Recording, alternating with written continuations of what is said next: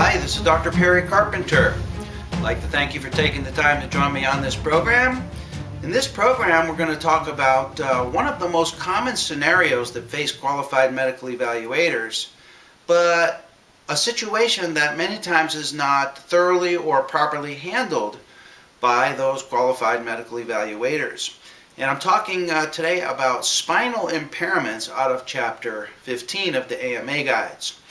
And because many different specialties of qualified medical evaluators handle spinal issues, this is going to be important for a large segment of our evaluators. Now, if you have a specialty that is not involved in evaluating neuromusculoskeletal and spinal conditions, I want you to know that today's session will still be important for you because it will give you great insight into those examinees that you evaluate for perhaps other types of conditions such as psychiatric conditions. It will give you great insight as to what they're going through when they have these different types of spinal impairments. So I have a program today that's applicable and appropriate for QME evaluators of all specialties. Now, specifically, I want to talk to you in this program about spinal impairments due to loss of motion segment integrity. Loss of motion segment integrity. And I find that many QME evaluators do not assess motion segment integrity as part of their routine protocol in spine injury cases. So the first principle I want to share with you in this program is that in every single case, every single case, you want to make an assessment for loss or preservation of spinal motion segment integrity. What that means is that every single evaluation that you have that involves a spine injury, you need to be prepared to order the appropriate X-ray studies and take the time and put forth the effort to do the necessary measurements and analysis of motion segment integrity. Because you will be surprised at how often you find alterations of spinal motion segment integrity. And by alterations, I'm talking about either increased spinal intersegmental motion or decreased spinal intersegmental motion. And once you have these findings, then it's up to you to decide how those findings fit into the overall picture of your examinee's injury and your examinee's condition and your examinee's permanent impairment. But you will never have these findings and you will never provide for permanent impairment due to loss of motion segment integrity if you don't take the necessary steps to order the studies and do the analysis. Now, before we get into the nuts and bolts of measuring spinal motion segment movements, I want to talk to you just about some general principles involved with the infrastructure, the nuts and bolts and mechanics of doing this procedure, because there are some steps that you need to get templated and that you need to become habituated with in order to make this procedure simple, easy, and quick. If you don't become templated and habituated in these procedures, then indeed it is, as many doctors say, they say that it's cumbersome, that it's time-consuming, that it's bulky, that it's a pain, which it can be. But once you get the procedure templated and habituated, it's a breeze, and it's actually quite fun, it's quite enjoyable, and you will like doing these analyses because it reveals great information about the condition of your examinee. So the first thing I want to talk to you about today and in this program, and I have a lot of material to share with you, is I want to talk to you about some general procedures just in getting the procedure templated. And I'm going to share with you some important references from the AMA guides, and I'll tell you how to handle your referral with the imaging facility so that indeed you get the proper pictures so that you can perform the analysis correctly. And then in parts 2 and 3 of this program, I have a fascinating program for you. In parts 2 and 3, we're going to go over some actual measurements and analyses of spinal motion segment integrity and I have a cervical spine case for you, for which I provided permanent impairment, and I have a lumbar spine case for you, which I'll just give you a heads up, turned out to have X-ray evidence of loss of motion segment integrity, diminished or decreased spinal intersegmental motion, but for whom I did not provide permanent impairment for. I used those findings to conclude that the examinee was not putting forth a full effort on lumbar flexion and lumbar extension testing, which was consistent with the finding of physical examination. And what I want to share with you by referencing these two examples is to show you how the analysis of motion segment integrity can help you in your opinions and conclusions for or against spinal impairment, whatever those conclusions may be. In other words, the analysis of spinal motion segment integrity is a key objective finding. It's a key clinical procedure. It's a key physical examination and diagnostic study procedure that needs to be employed in every single spine injury case. Okay? So let's begin. Excuse me. Let's begin by going over a couple of key passages in the AMA guides. And this is on pages 378 and 379 of the guides. This is right out of chapter 15. So let's just talk briefly about the general concept of analyzing for alterations of motion segment integrity. So a couple key passages, beginning first on page 378. And this is in the very first paragraph in this section, page 378, first paragraph. It says, the examinee may have undergone a variety of special tests, right, such as X-rays, CT, MRI studies, all these different studies. By the time the examinee comes to us, they may have already undergone many of these tests. The AMA guides tell us that the physician should determine when, where, and by whom the studies were done, the findings, and who interpreted them. Now, key statement here.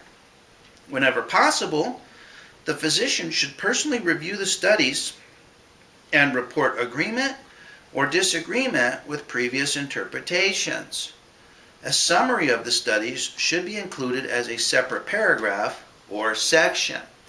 Okay, and this is where you create a section in your report entitled Diagnostic Studies. It should come immediately following the physical examination, and in the Diagnostic Studies section of your report, you would report the findings of each and every significant diagnostic study that the examinee has undergone throughout the life of the claim prior to them coming to you. Now, it's important that when you're scheduling the examinee for your appointment, you ask them to bring to the evaluation all of their studies so that you can have a chance to personally review them. It says here in the AMA guides, whenever possible, the physician should personally review the studies. Well, the likelihood of you reviewing the studies increases when you encourage and follow up with the examinee 99 times and ask them to bring the studies to your evaluation. And it's no exaggeration that you might have to follow up with the examinee 99 times to get them to bring all these studies to your evaluation. Now, this is important because I remember many times in deposition when I've been asked by either the applicant attorney or the defense attorney, well, doctor, did you review the MRI studies? Doctor, did you review the X-ray studies?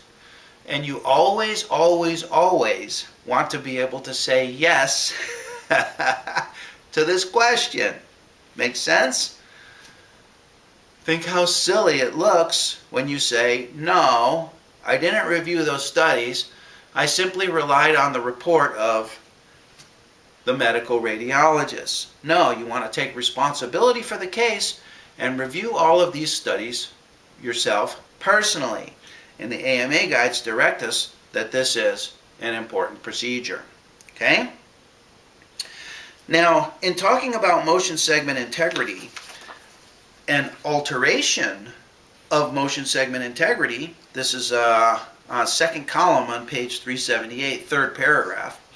We have two possibilities when discovering alterations of motion segment integrity. Individual motion segments of the spine can either have increased segmental motion, in other words, they're loose and sloppy, or they can present with decreased motion such that they're fixed, stuck, or even in some cases fused, completely immobile. And the guides tell us this. They tell us what to look for.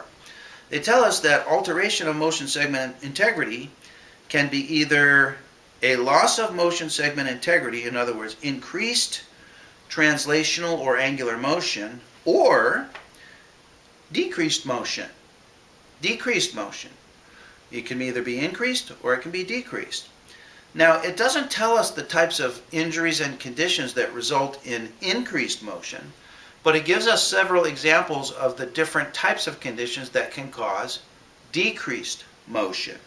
So, it can be decreased motion resulting mainly from developmental changes, fusion, fracture healing, healed infection, or surgical arthrodesis, surgical fusion. Now, these aren't the only examples of conditions that can cause decreased intersegmental motion, but they give us some ideas as to some of the causes of decreased motion.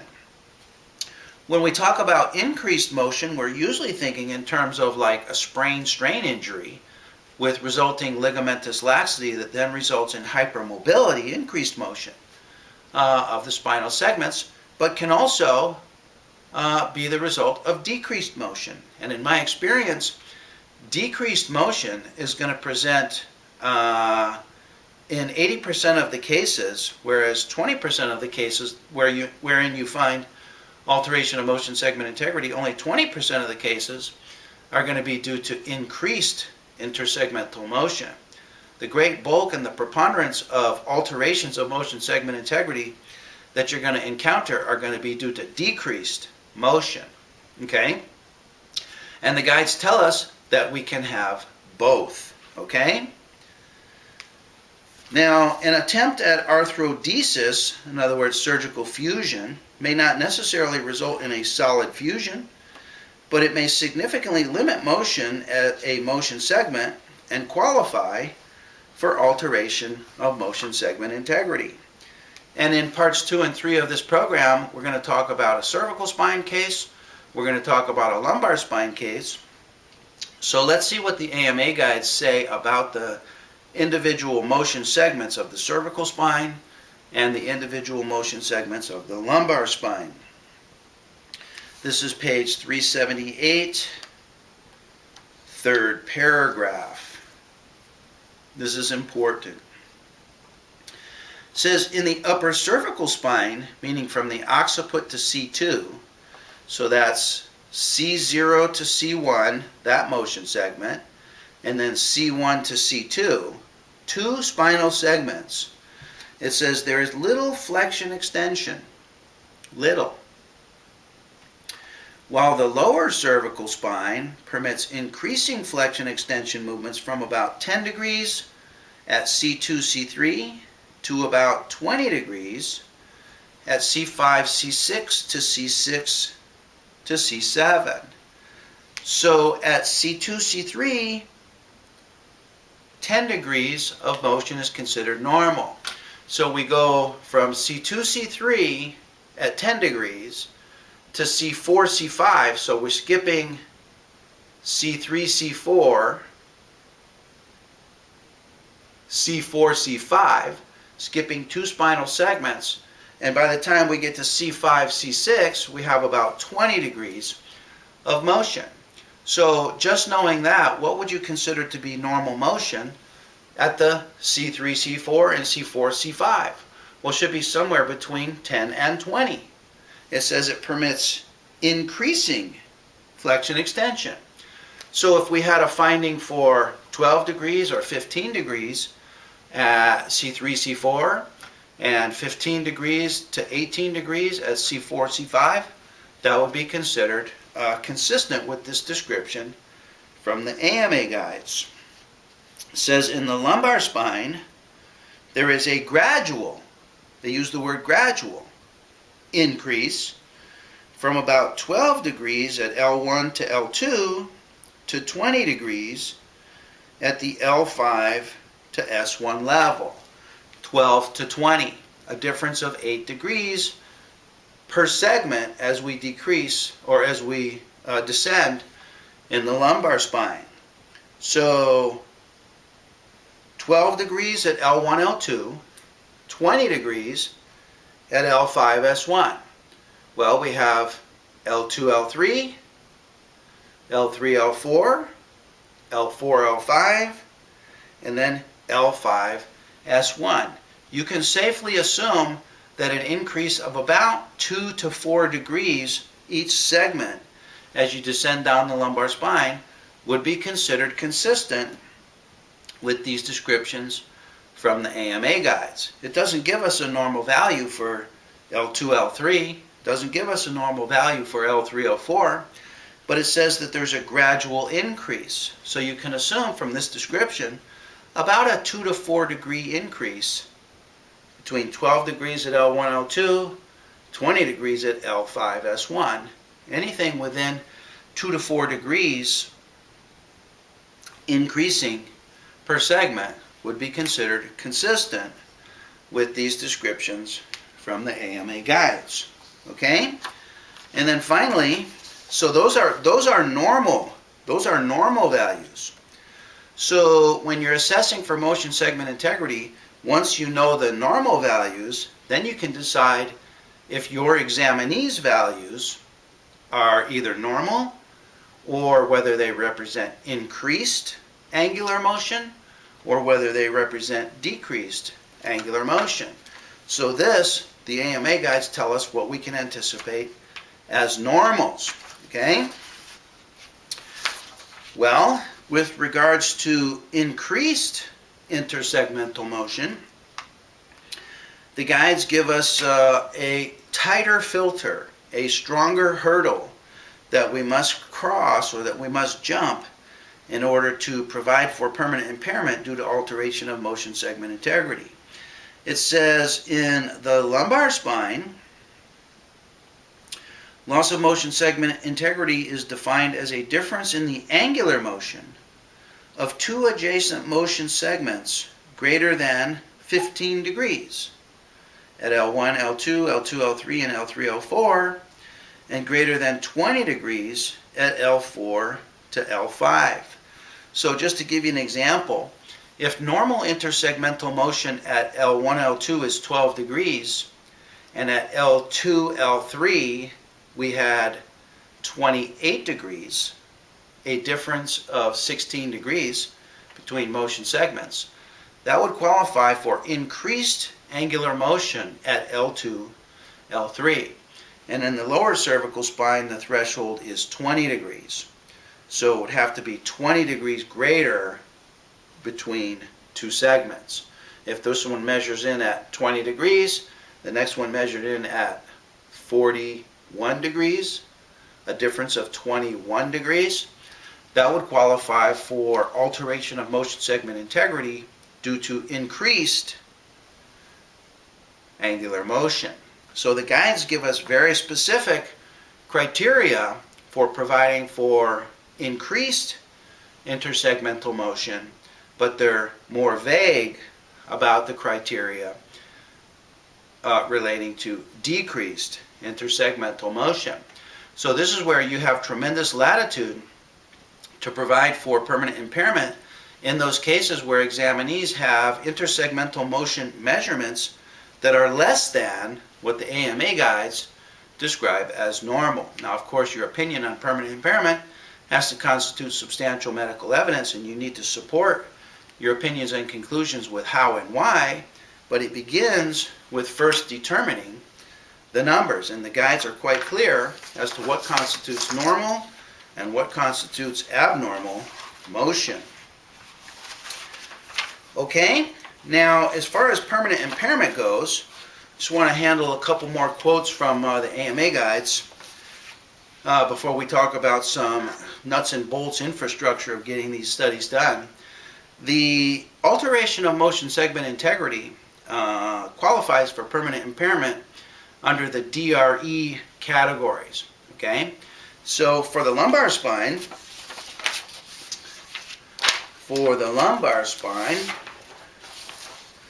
the DRE Category 4 provides for 20 to 23% impairment of the whole person. And the description of the DRE Category 4 is as follows. It says, loss of motion segment integrity defined from flexion extension radiographs of angular motion greater than 15 degrees at L1, L2, L2, L3, and L3, L4, and greater than 20 degrees at L4, L5, and L5, S1 qualifies for loss of motion segment integrity, or the examinee may have complete or near complete loss of motion of a motion segment due to developmental fusion or successful or unsuccessful attempt at surgical arthrodesis. And it doesn't give us any specific decrease numbers that we have to meet in order to qualify. It just says complete or near complete loss. And it's my opinion that you can provide for permanent impairment due to loss of motion segment integrity even with some diminution, not complete diminution or near complete diminution, just even some diminution of intersegmental motion qualifies for impairment. Okay, I've done that many times and I'll share that with you in our case examples. With regards to the cervical spine, it says alteration of motion segment integrity is when you have angular motion of more than 11 degrees at each adjacent level of the cervical spine. Each adjacent level, if it measures 11 degrees more motion than the segment above it, qualifies for increased angular motion. Alternatively, the individual may have loss of motion. Loss of motion doesn't say here complete or near complete loss, simply says loss of motion of a motion segment due to a developmental fusion or successful or unsuccessful attempt at surgical arthrodesis. Okay, well, let me ask you, in the workers' compensation setting, can we provide for permanent impairment for a person who has loss of motion due to developmental fusion? Was the developmental fusion caused by an industrial injury? No, it's developmental. But we can have, so examinees don't suffer developmental fusion as a result of an industrial injury. But we can provide for permanent impairment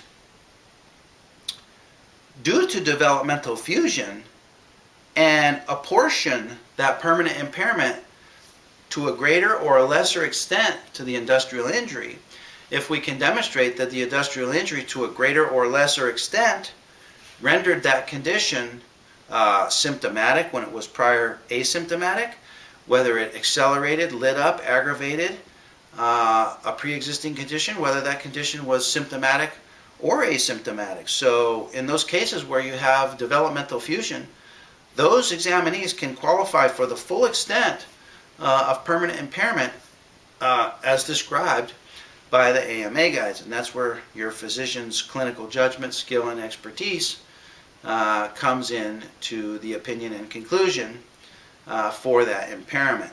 Okay? So let's talk now about a couple nuts and bolts involved with getting these x-ray studies ordered and getting all the tools in place so that you can do the analysis of motion segment integrity quickly, efficiently, and in a streamlined fashion that doesn't take hours and hours to do. Okay? So a couple things. I said earlier that you need to be prepared in advance. When you have a spine injury case, you need to be prepared that you're going to be doing this analysis on every single case. So when you have a spine injury evaluation coming up, you can prepare the referral for the x-ray studies in advance. Prepare them in advance. Now, the ideal scenario, and I challenge you to try this, the ideal scenario is to have the examinee leave your evaluation with you and go directly to the imaging facility on the same day and get those diagnostic studies completed on the same day so that you can get the results of those studies the very next day and can continue on with your report. That's the ideal scene and the best case scenario. I've done that many times. Now, even if that doesn't happen, you need to notify the examinee during the evaluation that you're going to be sending them for diagnostic studies and have the referral prepared in advance so that after the evaluation you can send the referral directly to the imaging facility, and the examinee knows that you're counting on them to get to the imaging facility as soon as possible, within the same business week if possible, to get these studies completed so that you can get your report out on time. So prepare this order in advance. You have a templated referral form in the computer in Microsoft Word. Simply input the examinee's name and boom, you're done. You send the referral over to the imaging facility and let them work on the authorization for these studies in advance so that by the time you get to the evaluation, the diagnostic studies are ready to go, they're fully authorized, and you have green lights to move forward with your analysis. Now, what I'm going to tell you now is sage, wise advice. And this comes from experience of doing this procedure hundreds and hundreds and hundreds of times. If you don't follow the procedure that I'm going to tell you right now, you will end up frustrated because your studies will not come out properly. I learned this the hard way, and it seems I've relearned it over and over and over again. And anytime I drop out a single part of this procedure, it never fails that the studies come back improper and incomplete.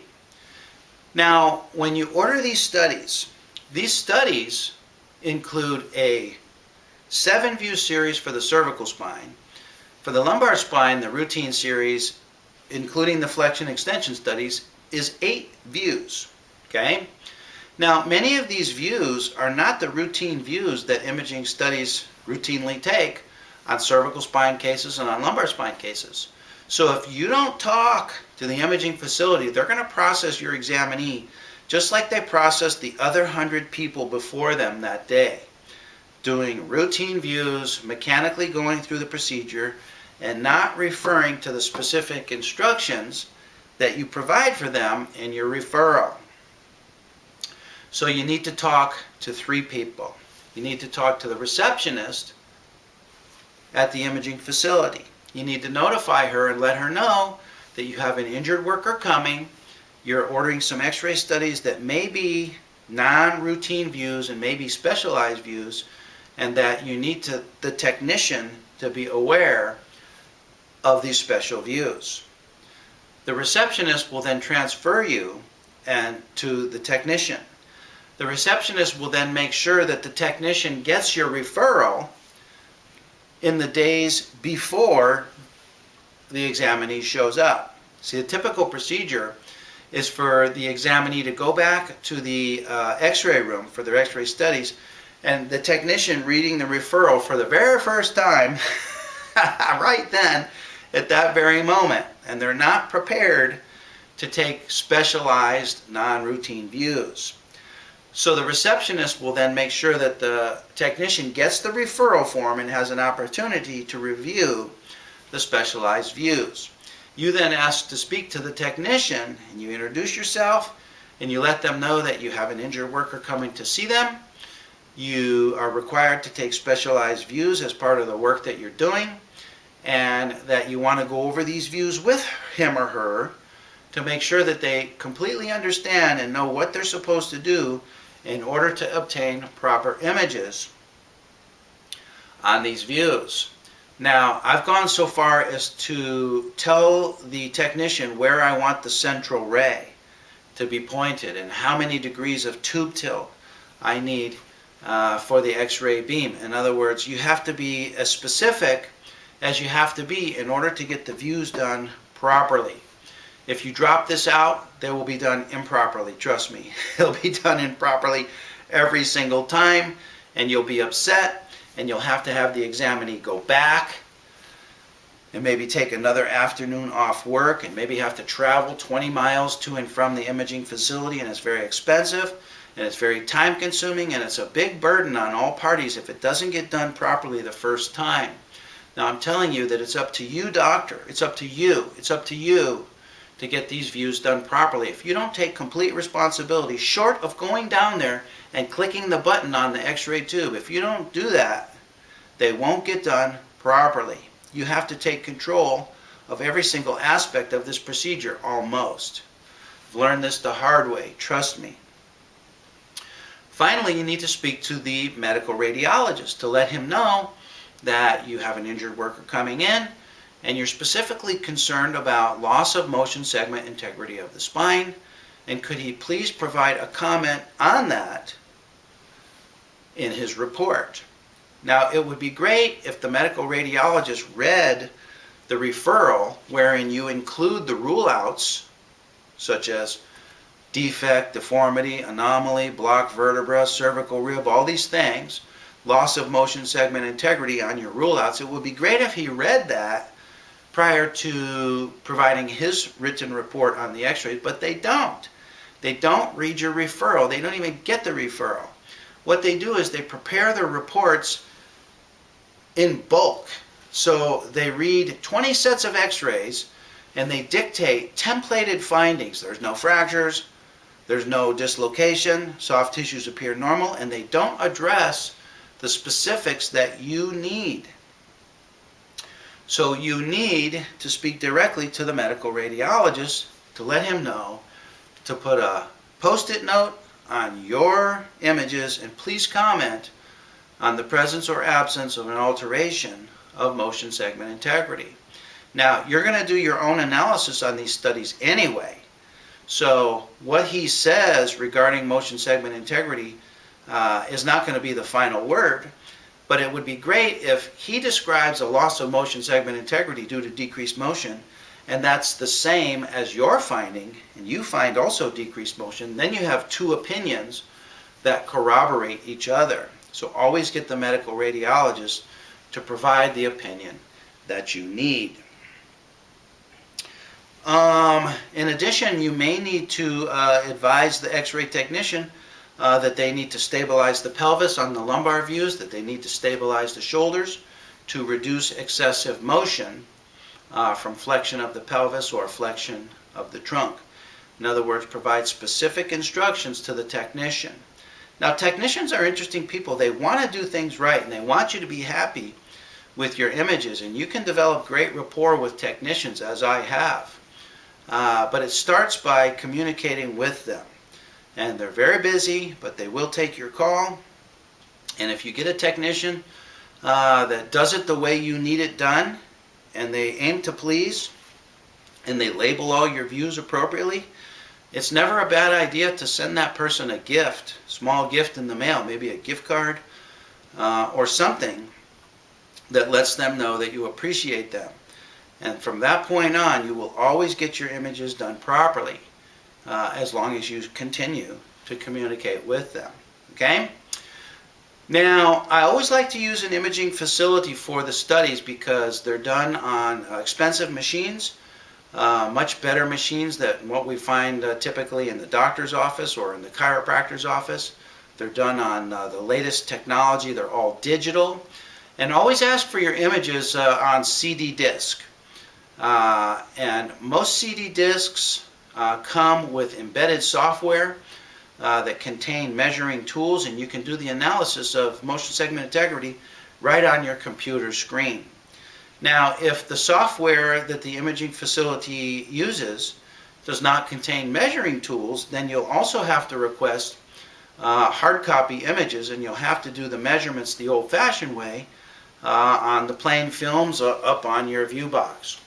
But most of these imaging facilities have embedded software that contains sophisticated measuring tools. They do these Cobb angles almost for us.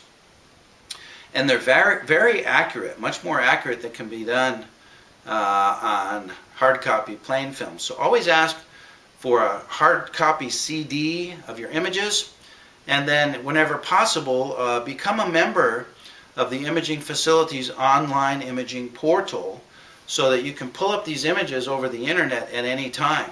And this is great because it eliminates the need for storage of films.